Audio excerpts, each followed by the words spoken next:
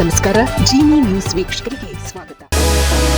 ಅಮೆರಿಕದ ಅಧ್ಯಕ್ಷ Donald Trump ಅವರು ಭಾರತೀಯ ಸರಕುಗಳ ಮೇಲಿನ ರೆಸಿಪ್ರೋಕಲ್ ಸುಂಕವನ್ನು 25% 18% ಇಳಿಸುವುದಾಗಿ ಘೋಷಿಸಿದ್ದಾರೆ. ಇಷ್ಟೇ ಅಲ್ಲದೆ ರಷ್ಯಾದಿಂದ ತೈಲ ಖರೀದಿ ಮಾಡುತ್ತಿದ್ದಕ್ಕಾಗಿ ವಿಧಿಸಲಾಗುತ್ತಿದ್ದ ಹೆಚ್ಚುವರಿ 25% ದಂಡದ ಸುಂಕವನ್ನು ಸಹ ಕೈಬಿಡಲು ಅಮೆರಿಕ ಒಪ್ಪಿಕೊಂಡಿದೆ. ಈ ಒಪ್ಪಂದದ ಭಾಗವಾಗಿ ಭಾರತವು ರಷ್ಯಾದಿಂದ ತೈಲ ಖರೀದಿಯನ್ನು ನಿಲ್ಲಿಸಲಿದೆ.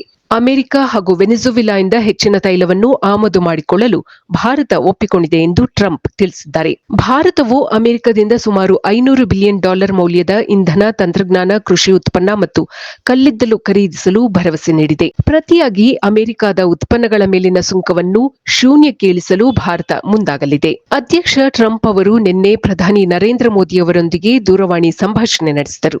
ನಂತರ ತಮ್ಮ ಟ್ರೂತ್ ಸೋಷಿಯಲ್ ಖಾತೆಯಲ್ಲಿ ಈ ಬಗ್ಗೆ ಮಾಹಿತಿ ಹಂಚಿಕೊಂಡಿದ್ದಾರೆ. ಈ ವಿಷಯ ಇಂದು ಸಂಸತ್ತಿನಲ್ಲಿ ಚರ್ಚೆಯಾಗುವ ಸಾಧ್ಯತೆಗಳಿವೆ. ವಿದೇಶಾಂಗ ಸಚಿವ ಎಸ್ ಜೈಶಂಕರ್ ಅವರು ಈಗಾಗಲೇ ಈ ಒಪ್ಪಂದವನ್ನು ಸ್ವಾಗತಿಸಿದ್ದು, ಇದು ಮೇಕ್ ಇನ್ ಇಂಡಿಯಾ ಅಭಿಯಾನಕ್ಕೆ ಬಲ ನೀಡಲಿದೆ ಎಂದು ಹೇಳಿದ್ದಾರೆ. ವ್ಯಾಪಾರ ಒಪ್ಪಂದ ಅಂತಿಮಗೊಂಡಿದೆ ಎಂದು ಟ್ರಂಪ್ ಘೋಷಿಸಿದ ಬೆನ್ನಲ್ಲೇ ಕಾಂಗ್ರೆಸ್ ಪಕ್ಷವು ಪ್ರಧಾನಿ ಮೋದಿ ವಿರುದ್ಧ ವಾಗ್ದಾಳಿ ನಡೆಸಿದೆ. ಕಡೆಗೂ ಪ್ರಧಾನಿ ಶರಣಾಗಿದ್ದಾರೆ ಎಂದು ಕಾಂಗ್ರೆಸ್ ಟೀಕಿಸಿದೆ. ಅಧ್ಯಕ್ಷ ಟ್ರಂಪ್ ಅವರು ಪ್ರಧಾನಿ ಮೋದಿ ಮೇಲೆ ಸ್ವಲ್ಪ ಹತೋಟಿ ಸಾಧಿಸಿದಂತೆ ತೋರುತ್ತಿದೆ.